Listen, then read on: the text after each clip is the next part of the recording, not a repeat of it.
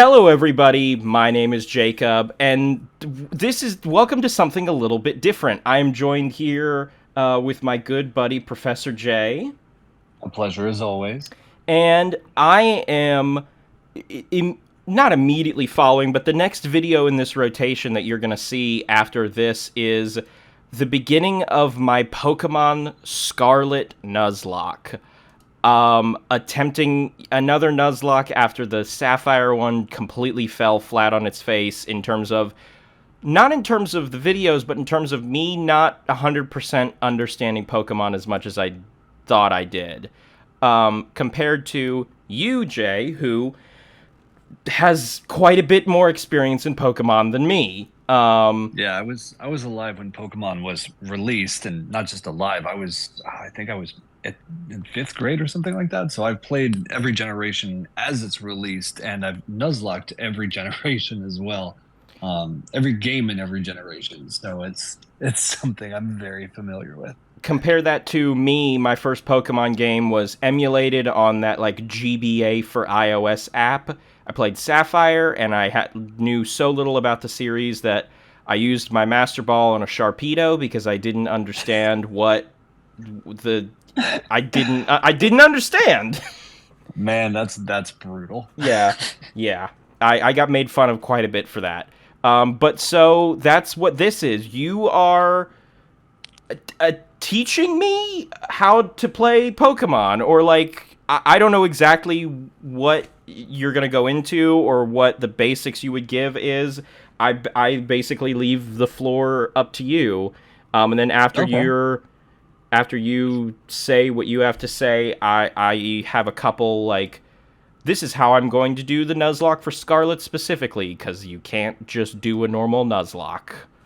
Right. Yeah, I think the rules for a Nuzlocke kind of vary based on what generation you're playing because the way you Nuzlocke red, blue, and yellow is not the way you would Nuzlocke Scarlet. So, I mean, here are your basic rules is in the beginning when you're going to pick your starter, you should pick them based on your trainer ID. So you take a look at your trainer ID, and if it ends in 1, 2, 3, you pick the grass starter. It's based on Pokedex order. So 4, 5, 6 would be whatever the next one is, the fire one, I think, and then 7, 8, 9 would be the water one. If it's a 0, you get to pick. I You did get to not pick your know that at starter. all. I thought the Yep. starter was the one that you were like, "Hey, this one will let you pick." No, no, no, no. You don't get to do that. Oh, Um, so you got to do that. Base parameters, obviously, for every area, you get one Pokemon you get to catch, and traditionally, in Pokemon games where there are random encounters, you just get one random encounter, and whatever that is what you get. Obviously, in Scarlet and Violet, you can see everything, so that element of surprise is gone, and there are a couple of different ways that you can go around it. I've seen some people who say they just straight up close their eyes and run in an area until they get an encounter. that Um, seems like you could just it's a little wander into ridiculous. another area or like You off a absolutely cliff. could. It's a little messy. So here's what I'd say is the better alternative is to create. There's websites where you can create a spinning wheel and put all your different Oh, options on there and stuff. Just put on every Pokemon that's in the area, spin the wheel, let the wheel decide, and then go find that. And you only get one shot. If you knock it out, obviously, you've lost your opportunity for an encounter for that area. Um, as far as your Pokemon are concerned, when they faint, they are dead, they are gone. If right. your team all gets knocked out, no matter whether you have something in the box or not, that's a wipe and your run is done. Oh, jeez. There are other ways that there are a few other rules that you're supposed to adhere to. One's the level cap rule, meaning that you should not go into any gym or Elite Four, Champion Battle, etc., with any Pokemon that are a higher level than the highest Pokemon on the opponent's team. So that That I means did no not rolling know. into the first gym with level 20 or 25 Pokemon, because then the element of difficulty, it's all gone. Damn it. So you do need to look up ahead of time the levels for every gym battle. And then if you want to also throw in rival battles, you can, but those are a little bit harder to know when they're going to pop up and stuff. So I wouldn't worry about that too much. But for And gym aren't battles and those the don't Elite those Four, also just by their very nature scale based on who you're playing and how you're doing? well, what do you mean? Like Explain. the rival aren't those a little bit more randomized in terms of like for the gyms, you basically know, like, yeah, it's going to be from this, they're going to be between this level and this level, and aren't the rival battles a little bit more up in the air in Those terms of don't that? scale. Those have fixed levels. Oh, they do? Oh, okay. Yeah, so those do have fixed levels. So, you in theory could know what you're getting into, but you don't want to dig too much into it and kind of spoil the entire experience. Have you played through these games at all yet or no? I have not touched Scarlet. Okay. Have you That's watched any that's part of content on it? the. I've seen some gameplay, and I'm familiar with some of the changes that have been made. I played Arceus, and Okay. I know that I know auto battling is a thing now, Yes. and I'm You should not use auto battle in a Nuzlocke because your Pokemon can get experience with zero risk of being knocked out. that's what You will I never, yeah. yeah, that's what So I only remember traditional reading. encounters. Yeah, Okay, no auto battle, only traditional encounters. There are a few other things that you can do. Obviously, you also need to nickname every Pokemon to right. increase the emotional attachment. That way, when they're taken from you, it hurts. That was my. I mean, the starter that I was going to choose if I had the choice was going to be Quaxley, and he was going to be named Donald. Maybe that will still happen, but we'll see. Yeah, you have a 4 in 10 chance of that happening. Hey, So that's not bad odds. All right, so then there's a couple of other things. One thing that you can do because obviously in certain generations for a true Nuzlocke, experience share is never an option. It's always turned off. But in this oh, generation, you can't. The last couple of generations, you can't. So that does make it easy to level up the whole team pretty quickly. And there are a couple of things you can do to counteract that if you decide things are a little bit too easy. One is that people will limit the number of items they can use in battle, either 1 item per enemy Pokemon or 0 items. mm. So that's something. There are a couple other things people do to increase difficulty. One is to have, there's a certain thing called a wedlock where you have Pokemon in pairs, like they're married. And if you lose one, you lose both. That one I That's definitely haven't brutal. heard. Yeah, they're wedlocks. There are lots of other variants and stuff. But I mean, for your basic one, you catch one Pokemon per area. Well, you get one encounter per area to catch something. Then a lot of people will also do something called the duplicates clause, meaning that you don't catch two of the same Pokemon. So even if you were to spin, the same Pokemon in two different areas, just to make things more interesting for you and for the viewer, you would spin it again so that you catch something different. Yeah, that You don't that want I to roll think up on the Elite Four with 6 Gyarados. right. I think that the two things that I definitely that are more so like viewer friendly than like if I was playing on my own would be the duplicates clause, and also I would probably just kind of embrace the XP share since it's by default.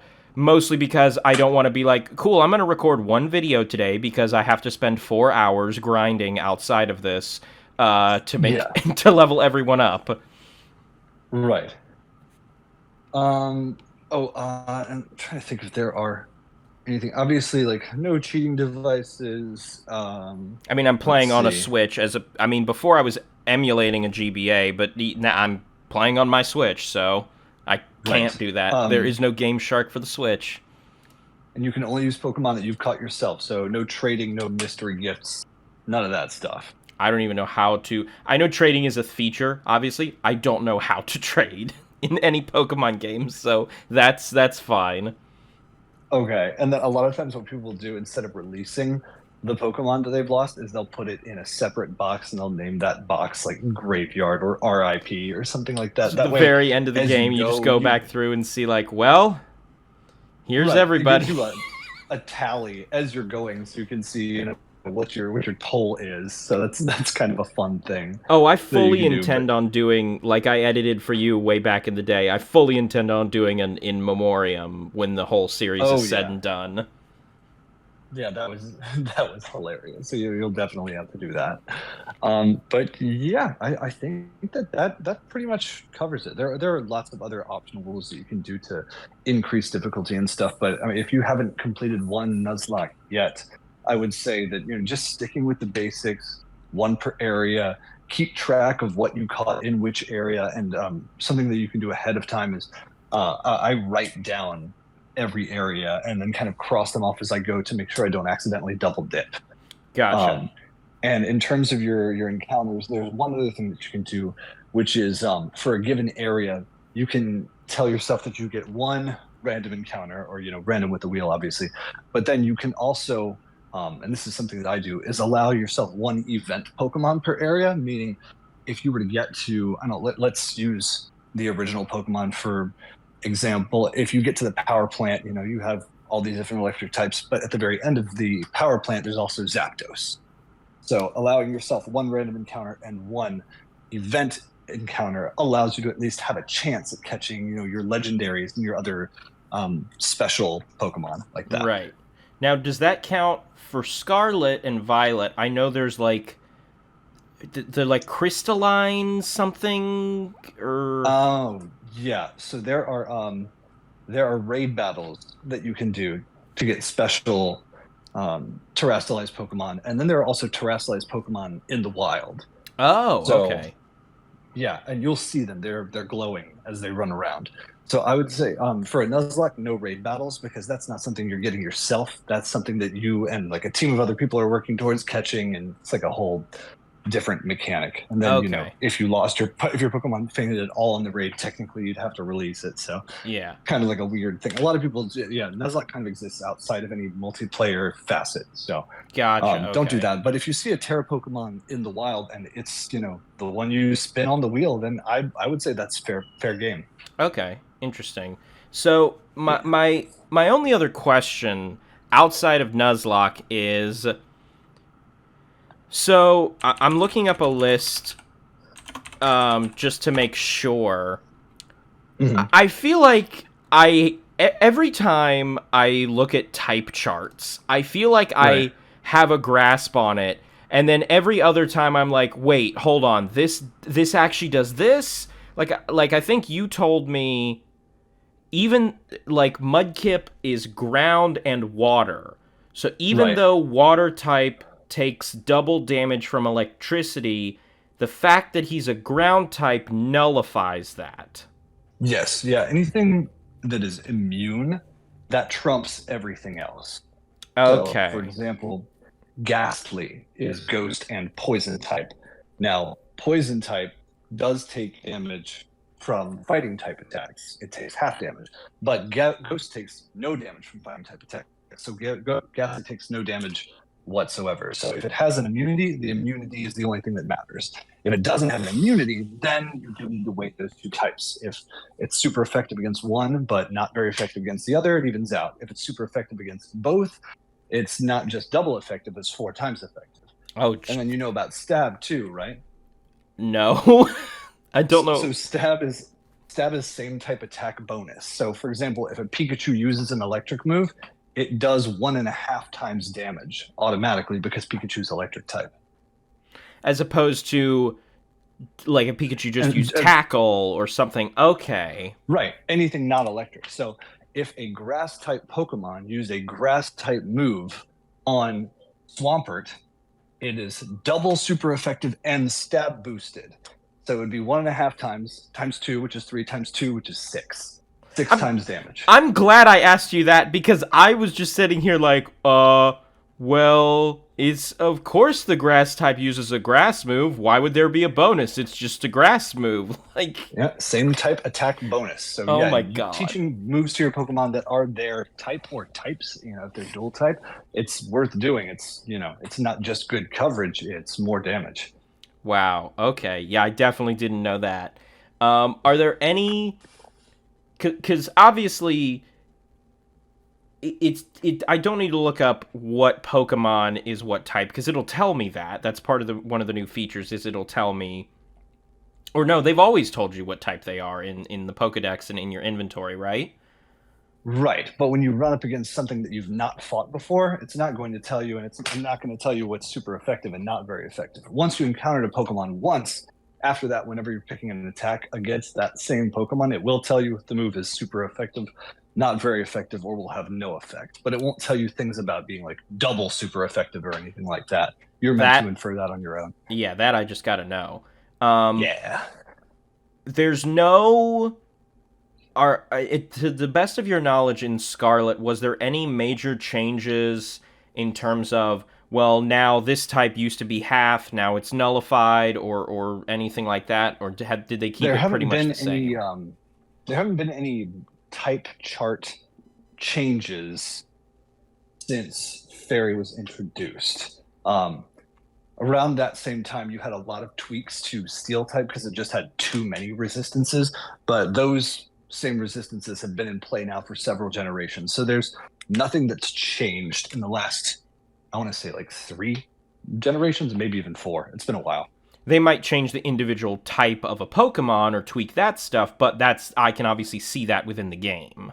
Yeah, I don't think that's happened since Gen 6 either. When they added Fairy, it's just like in Gen 2 when they added Steel. They retroactively changed certain Pokemon types, but I don't think that that's ever happened outside of adding a new type. So not since X and Y. Gotcha. It is, I'm looking at a type chart right now. It is kind of Uh, baffling how many types there are. How yeah, there's a lot. it's because I mean, there's also some that I'm like, well, this I don't know if this like fairy. I guess being introduced fairly late makes sense, but like, was Dragon an early introduction or was Dragon like a couple gens in? Every generation or every type was in Gen 1 except for Steel and Dark, which were added in Gen 2, and Fairy, which was added in Gen 6. Oh, okay. Which is Yeah, super because funny. in Gen 1 you had Dratini, Dragonair, and Dragonite. That's super funny now in hindsight because I've seen the memes about like, is it Charizard that's the final evolution of Yeah. Charmander? Charizard Hmm. like not being a dragon. I always Right. thought like, oh, that's because the dragon type didn't exist when he was introduced. No, absolutely there was. And they kind of fixed that when they added Mega Evolutions in what was that? X and Y. Yeah, in X and Y they added Mega Evolutions, and there's Mega Charizard X and Y. Mega Charizard X was Dragon and Fire, and Mega Charizard Y was still Fire and Flying, but just looked different. Okay. So my last major question, unless there's anything else Uh, that you're like, oh, by the way, this, or you should also keep this in mind. I played some of Sun and Moon when that came mhm. out, and I'm Right. familiar with over the course of the games there were some of like mega evolutions were Sword and Shield where they just got literally giant. Sun and Moon had like the rocks or like the wristwatch thing. Um, Yes. Yeah, they had these Z moves. the Z moves. That's right. Is there Yeah, so X and anything Y had Mega Evolutions. Sun and Moon had Z moves. Sword and Shield had Gigantamaxing. Gigantamax? That's what it is. And Um, then so Scarlet and Violet have terastallization. So what that is it's like I mentioned earlier, sometimes they'll be glowing out in the field or mhm. whatever. The gimmick for this generation is that you can terastallize once per battle, but then you have to go heal. And at the Pokemon Center, they restore your Terra Crystal. It allows you to change the type of one Pokemon. Like So to a set type. Like this Pokemon will always change yes, to. Okay. it's always a set type, and not all Pokemon of the same type have the same Terra type. So you could have a Jigglypuff that is a fairy Terra type, but you could also have a Jigglypuff that's a water Terra type. If you catch one of those special ones out in the wild, they can have unusual Terra types. So what that does is obviously it changes the balance of weakness and resistance. It can enable you to get rid of weaknesses that your Pokemon normally has, but also it gives a small boost to moves of that type. So a fire Pokemon using a stab fire move while also terastallized as a fire type is going to get even more power behind that move than they would just by being, same type attack bonus. Gotcha. So the basically, if I have like you were saying the Jigglypuff, if it's a Mhm. fairy terastallization, does that basically just like for in layman's terms, does that basically make it act as if it is just a fairy type? Yes, it Uh, doesn't add that type to its existing types. It makes it only that type. gotcha. And is it So, for example, if you had like I don't know, if you had an electric type that had a flying Terra type, it would become just a flying Pokemon. So it would so the flying moves that it had would be more powerful, but the electric type moves that it had would no longer get the buff they have. I believe that's correct. Yeah. Okay. And is it are the I know you said that they're set for every time they terastalize, but is there any is it any type of move? Like could I find like I don't know if Mudkip's in Scarlet, but like could I find a Mudkip that is like a fire terastalize, or is it only one of the types that it already is? So if you find a normal Pokemon, its Terra type will always be one of its types. One of its one or two types. Right. But if you see a Terra Pokemon out in the wild, the kind that's shining, like I was talking to you about, those will have an unusual type that they don't normally have. Oh, so in theory, you could find a fire Mudkip if it were glowing out in the wild, but if it was just a regular Mudkip, it would definitely just be a water Terra type. okay, so every Pokemon can do that. It's just those like shiny ones are the ones with the like dice roll of a Terra type. Exactly. Okay. Yeah, though you're not going to get every single Pokemon in the game wandering around as a Terra Pokemon. Only certain Pokemon do. So it's kind of a special thing when you see one. So you're not going to find all couple hundred Pokemon randomly glowing out in the wild. Those are fixed spawn points and fixed Pokemon. Gotcha. Yeah, I saw GameStop for April Fool's Day was giving away like a crystal Lechonk with balloons tied to it, and they were like, "If pigs can fly, haha." Yep. Yeah, Oh so my. that would be an example of like a special Terra type Pokemon. Because normally, if you catch Lechonk, it would just be normal Terra type. Because Gotcha. it's its only Okay. type. All right. All right. I think I got a good grasp on it. I'll have to make myself some notes, and like I already had like a text document open for like this is where I'll put where I got what like area it was and what I got from there. But is there anything else off the top of your head that you would say be aware of this, don't be aware of this? I don't think so. I don't want to spoil anything for the game itself. So I'd Okay. say that if you stick to those parameters and get some sort of system in place where you can randomly generate what Pokemon you can get in each area, then just have fun with it and you'll be in good shape. Okay. All right. Cool, cool, cool. Well, thank you for walking me through that. I definitely have a better grasp than I initially did. Not even on Nuzlocke stuff, just some of the basic mechanics of the game that I just didn't know were a thing prior to this. Well, as you're going through the Nuzlocke, feel free to reach out and I'll support you in any way I can. Yeah. All right. Cool. Thanks. Alrighty. That's gonna do it for this kind of weird little video. I guess I'll have like a PowerPoint or something going by over the course of this, but yeah, I'll yeah, cool. Thanks for coming by and helping me out. My pleasure. It's always fun getting other people into Nuzlocke. It's the only way that I play the games nowadays. It's the difficulty spike for Pokemon games. It definitely has left us behind. So in this era of easier and easier games, we need to do something to keep ourselves entertained. I believe it. There's definitely been a couple consistent complaints that I've seen of the series over the past 15, 20 years, and difficulty has been maybe at the top of the list.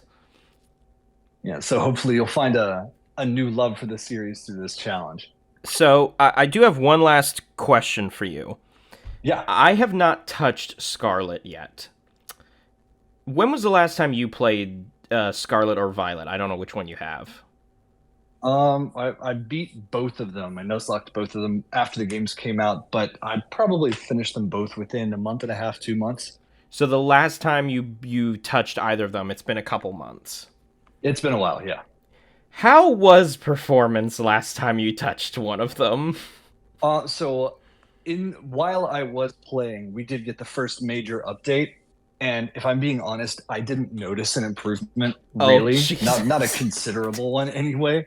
But also my experience wasn't as broken as some of what I saw on Twitter. That's the thing that's glitching through walls and people's heads spinning off and all sorts of crazy stuff. that's the thing that's honestly the most baffling to me is that's partially why I waited. Because I with the new one coming out and hearing that gameplay wise people were super positive on it, or at least more Right. positive than Sword and Shield. That's what like spurred the interest in like, oh, I'll do a Nuzlocke in this one. And then I Right. saw the performance, and that's part of the reason I was like, I'll give it a couple months. But Yeah. I'm That's fair curious to enough. see how my experience is, just given the fact that it is kind of up in the air. There's been no Yeah. consistent thing with anyone playing it. There's not going to be anybody who's going to line up and tell you that Scarlet and Violet are a technical triumph because they're not. No. Because Game Freak rushes games so that they can. I mean, if you look at the last year, you had Legends Arceus, you had Scarlet and Violet, and I want to say that new Pokemon Snap also came out in that year, It or did, but something that did. that was also a Bandai Namco joint. They developed that with Right. them, so wasn't fully on them. But But yeah, that's 3 games. but it used to be that you would get a Pokemon game every year or two or something, but you wouldn't get two major titles like Legends Arceus and Scarlet Violet in the same year. That's ridiculous, and it's starting to show. They're definitely rushing their work a little bit, so you're going to encounter some jank here and there, but there shouldn't be any game breaking glitches or anything. So I think you'll be in good shape. Fast forward to, I'll edit that piece of audio right over top of like the point 20 episodes in where like everything just implodes and I lose everything. Yeah, no, I think that they've gotten everything out where you would be soft locked or anything like that. But you'll probably see some weird stuff like pedestrians walking in the middle of your Pokemon battle as it's happening, and things of that nature. It'll be super fun. That's for sure. So yeah, I'm thanks for looking helping forward to the out. adventure. Yeah, it's my pleasure. So yeah, happy nuzlocking, and make sure you stock up on items. Oh, absolutely. And thank you all for joining me with this little informative pre-series dealio. And get excited because the first episode of the Nuzlocke, that's tomorrow. So thank you everybody for watching. Like the video if you liked the video, share the video if you'd like to share the video, subscribe if you'd like to as well. That would really help me out. I have been Jacob, and this has been a fun little teaching moment with me and Professor J. I'll catch you guys in the next episode. See you in the Nuzlocke. See you, Space Cowboys.